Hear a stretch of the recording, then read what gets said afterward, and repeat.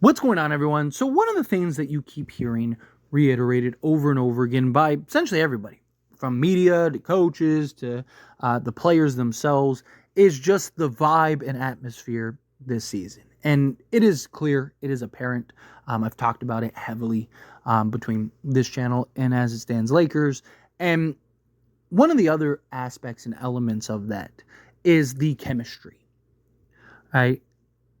One of the things that I've talked about all offseason, and look, I'm not trying to say that we don't need a trade. Like, I still think that there are key areas that we can improve in. Definitely think you can always be better. Definitely still think we need a trade, more likely two, if we really want to kind of be a bona fide contender. But don't underestimate the value of coaching, value of chemistry, value of better health, right? These are all things that I've talked about and highlighted all offseason that can be hugely beneficial for the Lakers this season, right? Like, that chemistry, that understanding, that camaraderie, right? Like, that goes such a long way. Look at, and I'm not trying to say the Lakers are that team, but for example, like, look at the Warriors with Mark Jackson. Very good team, right? Team that, seemed like eventually may get over the hump, but Steve Kerr came in and unlocked that team. Everything changed. The vibes changed. The offense, right, became more, free-flowing motion offense. You're seeing that with the Lakers, right? You're seeing that constant action. There's all kinds of videos going around and circulating of just Lakers practices and scrimmages, and you just see the constant movement, actual sets and plays being run and operated. Like all of those things are very important, right? And this is a very good team. This is a team that we're not that far removed from being in the conference finals. And you can't look at Darvin Ham and go, man, he was a big part of why the Lakers were terrible and lost games, and not think that if JJ Redick and this coaching staff is good, which they're already looking, JJ Redick and his staff has already done more in the 3 days of training camp than Darvin Ham did his entire tenure. All you keep hearing is the attention to details, right? How detail-oriented the coaching staff is, and particularly JJ Redick, how they're utilizing technology and analytics to better understand certain players and stuff, but also working heavily on conditioning, working on actual play calling and sets, and, it's very organized, it's very structured, right? Like, you're hearing all this, but again, it's not just general praise. It's actual details of what has changed, what has improved. And then you add in that chemistry. You add in having this. We were one of the best offensive teams in the league when Rui Hachimura moved into the starting unit, right? Like, we were one of the best three-point shooting teams in the league. We were like second the back half of the season, right? Like, this is a team that has the offensive firepower. Now, defensively is a question. Defensively is a concern. And we'll see, right? If guys can be healthy with Gabe Vincent and Jared Vanderbilt and obviously Anthony Davis and Max Christie, see what kind of strides they can take. A lot of talk about Jalen Hood-Schifino and what he's doing on both sides of the court, right? So it is possible that we are at least, serviceable defensively, maybe middle of the pack, right? Ideally, you want to be top 12. I think the Lakers are going to have a top 3 to 5 offense. Minimum. I wouldn't be shocked if they're like number 1 or number 2, but I think they'll have like a 3 to 5 offense. Defensively, it'll be where are they defensively? Can they be in that top 10 to 12 range? Ideally, you'd like to be in that like top 5. I don't know if we have the defensive personnel to get there, but you never know, right? Again, that year we went on the conference finals run, Lakers were like middle of the pack defensively, and then with just Jared Vanderbilt became the best defensive team in the league during that stretch after that acquisition. So I don't think it's crazy to think that might not be the difference, that might not change things for the Lakers if Jared Vanderbilt is healthy, and now you got Gabe Vincent and Max Christie and Jalen Hood-Schifino, and you start going down the list. But again, just kind of to build another year of camaraderie, build another year of experience, having the coaching staff better utilize players and put guys in proper position. JJ Redick immediately identified all of the Lakers' issues. All of them. Things that myself and many of you were screaming all season long that never got addressed, never got corrected, it was just incredibly frustrating to see. And it was like, how are we seeing it and the coach can't?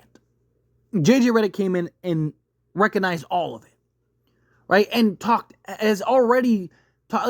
listening to JJ talk about certain things and like particular players, like even like Rui Hachimura and stuff, man, I just sit there listening to him talk, and I'm like, thank you. Oh my good. Like I was screaming this all season. It's just like talking about Rui, where he's best on mismatches on the blocks and identifying those better, and not just having him be tucked away in the corner shooting threes, and actually get him on closeouts and better utilize him in the post and all that stuff. Playing Anthony Davis and kind of running the offense through him and you just gotta go down the list, and it's like, thank you, finally. All right. Again, our starting five, we know, is incredibly gifted offensively. They are very good offensively. And they're going to continue to be very good offensively. And they're even better when they actually run sets and plays in actual offense rather than just LeBron dominating the ball heavily. Right? And that was with Austin Reeves being incredibly inconsistent all season. Right? That was with this team having their struggles during stretches and lack of actual play calling and lack of actual coaching, right? If Austin Reeves can just be more consistent, the Lakers will be better next season. And then you add in better coaching, actual play calling, play sets, right? I'm telling you, Lakers are going to be an excellent offensive team. Again, defensively is the question. I just don't see our starting five being, top five defensively, right? You just don't have the athletes with D'Lo, Reeves, and Rui. But can they be serviceable? Can you be middle of the pack with your starting five? Right? Can Rui kind of take some strides slightly on the defensive end? Can Austin Reeves be at least good defensively? Not elite, he's not great, but he's shown the year prior and in these playoffs that he can be good defensively. And then D'Lo, can he just be serviceable defensively? I mean, even JJ Redick talked about how he's never going to be elite. He's not expecting D'Angelo Russell to be elite defensively, but just be engaged, be locked in. Again, just be serviceable on that end. Something that I've talked about, right? I'm telling you, don't sleep on this team. I'm not saying lock it in. They're a top 3 to even 5 team in the NBA, but I don't think they're that far. I don't think that they need Steph Curry to be a true contender, right? I don't think they need something crazy. I think that they're pretty close, right? It's just the consistency on guys. And then, of course, guys in the playoffs. Does Rui have another playoff stint like last year? Does D'Lo, can he finally start taking some strides, right? Again, I still would prefer a trade, but even if we don't, this team can win, right? This team can win a championship, all right? Look, like I said, they're not the Warriors when Kerr took over, but the Warriors also aren't this Lakers team. They also didn't have LeBron James and Anthony Davis, who are still 2 top 10, at worst 15 players in the league. Right? That the Lakers can make some noise and do some damage. Right? And it really, it's on the back of our other guys. LeBron James and Anthony Davis are going to do LeBron James and Anthony Davis things. You know what you're going to get from them. You know that they're going to show up. You know that they're going to deliver. Right? But it's what can the other guys do? Again, can Austin Reeves be consistent? Can he game in and game out, night in and night out, provide what you need on both sides of the ball? D'Angelo Russell, can he continue to do what he did last year and continue to take strides and do the things necessary? Right? All of those things.